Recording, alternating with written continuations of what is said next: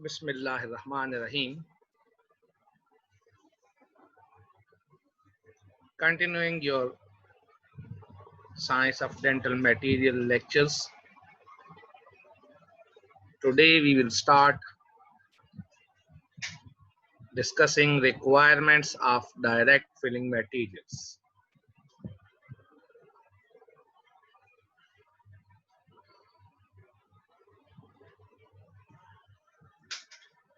Direct filling materials are those materials which we can use on chair side. Chair side means no lab work involved in manipulation and application of and manufacturing, you can say, of these material. Manufacturing mean manipulation, not the manufacturing in the sense of manufacturing in the uh, in any through any company or any other thing. Manufacturing mean manipulation or to producing, and again not producing in a factory, production in a lab and chair side difference. I want to clear you people the difference between the chair side and lab. So in lab we have to do work in a specialized environment, while in chair side it's also a special environment, but we have all control over there for that particular material in our own clinical surgery or in our own clinic and in front of patient. It is chair side. Now required for restoration of teeth. What required for the direct filling materials? These are required for restoration of teeth which are destroyed by caries. Caries may be enamel caries or dentine caries through trauma due to the fracture or loss of parts of teeth. Caries free and healthy teeth can also be fractured and they require to be restored. How caries free and healthy teeth be fractured? Due to trauma. Trauma किसी भी sense में हो सकता है. Due to the blow from your fellow accidentally or through any other mechanism. Mechanism mean you have a quarrel with your fellow and in the result you can have a blow on your mouth, on your face, and you can have a fractured tooth. Wear from hard brush or excessive force and abrasive materials which are used in the toothpaste or in the tooth powders. Many people still using the powders, especially in Indian countries. They also promotes the coke, koila, and other things, home remedies. So if their abrasive material is more abrasive are there. Abrasive is a necessity and necessary for cleaning your teeth, but within a limit. If they cross that limit, your teeth can be abraded and can be destroyed by yourself. So trauma, again, in the sense of hard brush, excessive force and abrasive material will wear off your tooth structure. Then environment where you people live, like if a gritty environment is there, mean environment where there more dirt and sand and other things are there in the environment, then obviously it will be harmful to your teeth. Diet habit. Diet habit includes mainly the high frequency of acidic exposure, which may be, if you are taking the intake contains the acidic beverages, juices which contain acids, or regurgitation. Regurgitation means to having a problem of regurgitation. Some people have regurgitation problems. They usually have acidic content, more acidic content in their stomach. Due to that, they face problems of regurgitation. Whenever they eat, they regurgitate.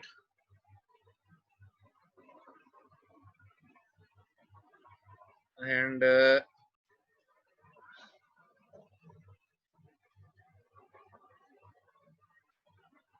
in the form of vomit, when someone vomits, the acidic content in the form of regurgitated material comes and will dissolve the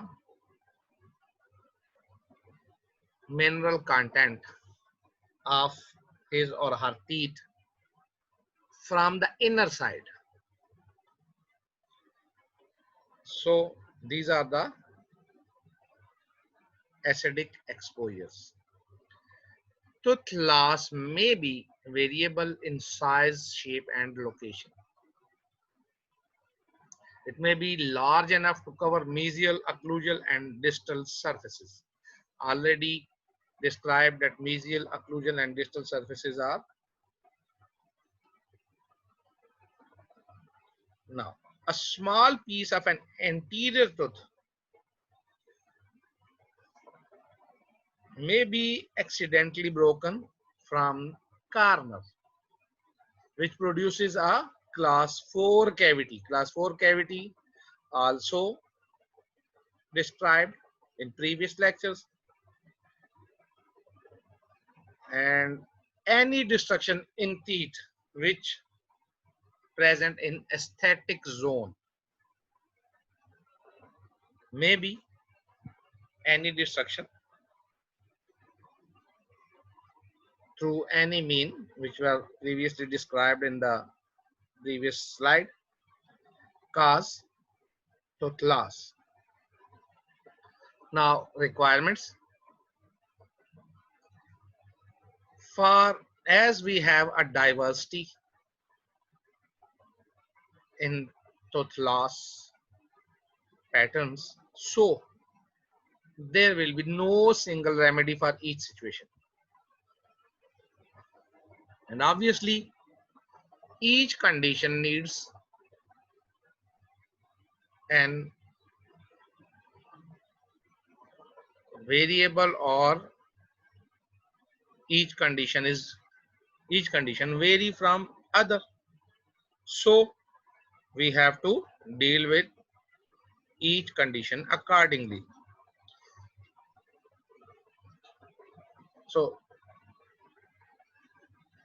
the factors which we should have in our mind before selecting, and the requirements which we have to see for a direct filling or restorative material will be strength of the material, abrasion resistance, aesthetics, and adhesive properties of that particular material. Now, durability is the main requirement which defines the life expectancy of that material, and this depends upon the physical properties, biological properties, and ease of handling. And you all people are well aware of these properties. We have discussed it in chapter 2. Now, physical properties, again we are going to summarize. There will be appearance. So in the sense of appearance, tooth colored material nowadays is a demand of the patient. Operator also likes tooth color material. Then the rheological properties, they depends upon viscosity of the material, rheology. Then mixing should be thorough in a short span of time. No tackiness and no adhesion to the instruments. And time for placement should be enough. Working time should be long, and setting time must be short. And the chemical properties, the material should resist to many years of dissolution, degradation, and erosion. They must be stable at different pH and solvents. Metallic fillings like amalgam and gold should be corrosion resistant and without production of electric current, which induces galvanic pain. Then the thermal properties, obviously they should be good insulators to protect dental pulp tissue. Thermal diffusivity should be low. If not, an insulating base is necessary. Otherwise, if thermal diffusivity is high, it can harm or injure the pulp dental tissue, and especially the pulp tissue. So an insulating base is necessary for material which have high thermal diffusivity. CET, coefficient of thermal expansion, equal to enamel and dentine, must be. Dimensional changes due to thermal fluctuation should be minimum.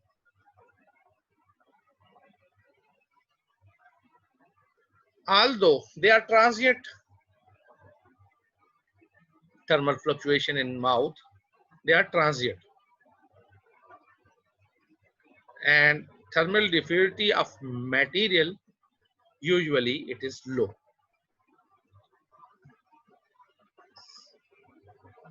So why thermal diffusivity or thermal changes are transient? Because nothing should be kept in your mouth for more than a few seconds, and their contact with your teeth is much less than they are in your mouth.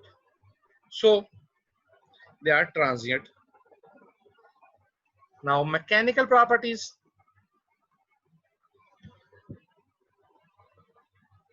Again, diversity is there due to type of tooth and the surface to be restored.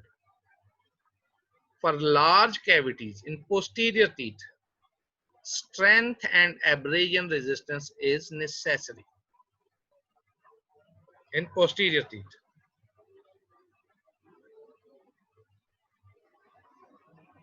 and direct masticatory loads, where direct contact of opposing teeth is there, so masticatory load will also be there. Masticatory load mean when we chew our food, then the load which bears a tooth or a restoration, and it is direct. When we clench our teeth, direct contact our teeth with each other, and if there is a food, then the direct load of upper teeth or lower teeth will transmit to the opposing tooth. Resistance to plastic deformation or creep. Plastic deformation or creep, you all well aware of these things, so it must be resistant. Then small occlusal cavities in posterior teeth are supported by enamel, as these are small, so the remaining enamel around the cavity will support that restoration or restorative material. Now, small interproximal cavities in anterior teeth require abrasion resistance material. Now, although there is no contact with other teeth, but great chance of abrasion from this dash should be filled by you people as small interproximal cavities. Cavities between two teeth at their sides, they must be abrasion resistance. They must show abrasion resistance, not cavities, the material which is applied to fill these cavities. And there is no contact with other teeth, but how they can be abraded? This will be question and assignment for you people. High modulus of elasticity is also needed for the integrity of marginal seal. If modulus of elasticity is low, then the integrity of marginal seal is compromised. Now the adhesion material with tooth tissue is always desirable but not attainable. In many situations, our desire is somewhat different, but we cannot attain or we cannot fulfill our desire. So the material with tissue, tooth tissue,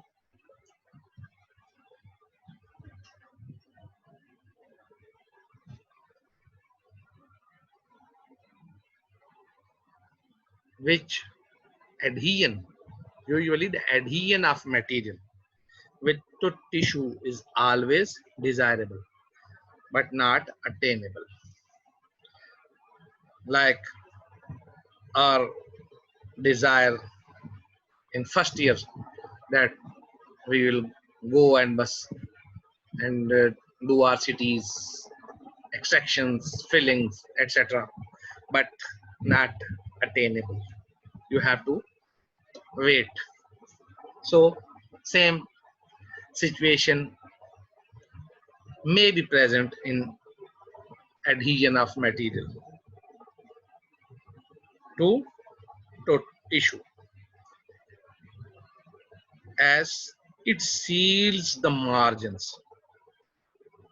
The adhesion, when a material is having a close adhesion to the margin of the tooth structure, then it seals the margins, which prevents entrance of fluids and bacteria.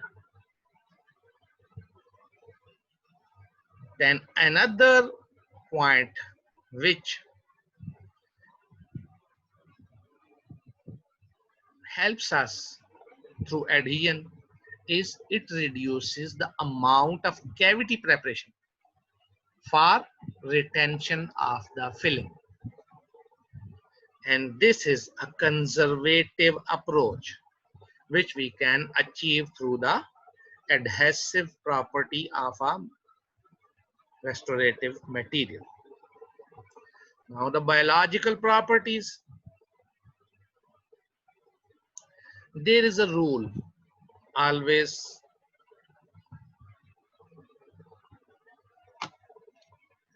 you must follow that rule, that produce no harm to the patient and operator. So our restorative materials is like that which produces no harm to the patient and the operator, especially emphasized for the effect on health of dental pulp tissue. We are preventing especially damage to the pulp tissue. No irritant to the pulp. Substances cannot leach out and cause irritation to the surrounding tissues. And dentine contain tubules which can transport chemicals to the pulp. Mind it, as you are well aware of the dentinal tubule anatomy. So dentine contain tubules, and tubules, the one end of tubules are into the pulp, and if these dentinal tubules get infected, they can and they have any chemical threat or introduction of any chemicals, they can transport these chemicals to the pulp tissue. Biologically bland materials, if not present, bland mean, yes, bland mean having, showing nobility, showing no any harmful effect. So biologically bland materials, if not present, we can translate it. Bland mean plain, but I think non-irritant or bland mean noble is a more accurate word to translate bland. So biologically bland material if not present, so we have to use some other bland material in the shape of cavity liners and bases. Now historical perspective. When we see historically,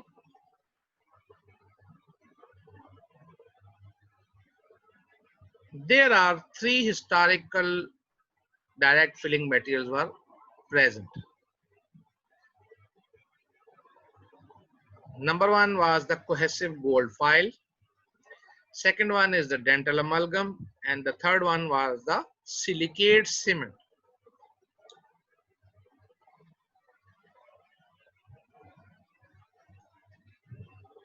So amalgam is still in use, though its use is diminishing nowadays. Cohesive gold is very limited in use due to cost and technique sensitivity.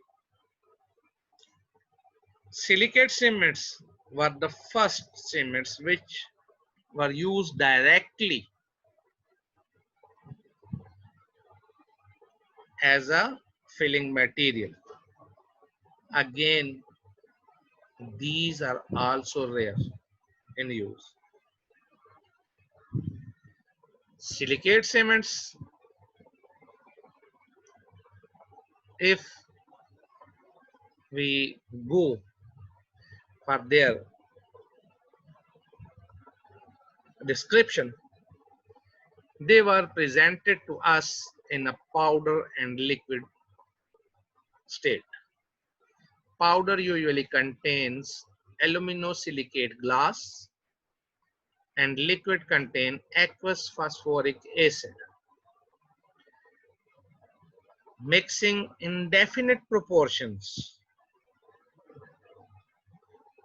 as recommended by the manufacturers, and their setting reaction is through acid base reaction. Then protection from moisture during setting is mandatory, like we do in our glass ionomer. Contamination with with what? With water causes marked increase in solubility.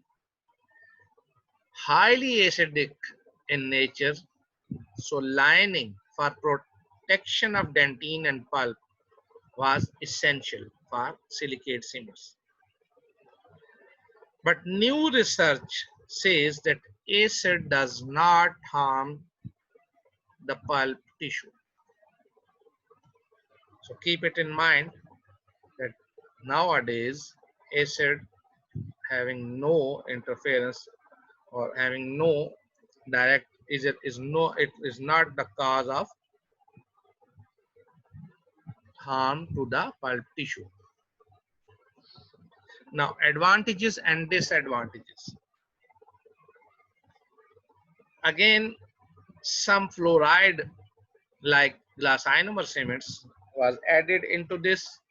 So fluoride release provide beneficial effect to the surrounding tissue as in our glass ionomer.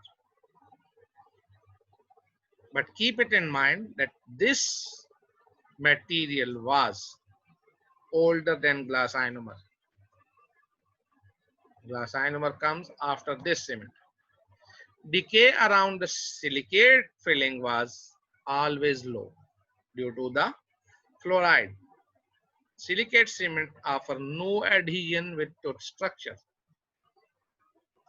Silicate cements have no adhesion.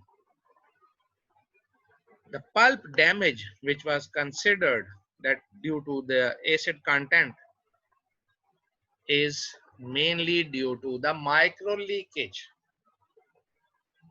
So weak and brittle in nature. That is why it is used in cavity where stress is low, like class 3 cavities. And what are class 3 cavities? You people are well aware of these class 3 cavities. Otherwise, you have to see my previous lectures. Now, environment with high pH causes solubility and erosion. Environment means oral environment. So if you people, if you people try to clean your mouth So even this simple silicate cement can last for more than 20 or 20 years. So the effect of oral hygiene, the most neglected part of our hygiene. A restoration of silicate cement could survive for 20 years or even more through number one, good oral hygiene, number two, low acid content diet, mean low or less acidic beverages, especially. And thank you all. I think this will be the uh, end of this chapter. If anything else I can found, I will upload. So I'm going to pause record. Thank you very much. I think this is the end of this chapter. So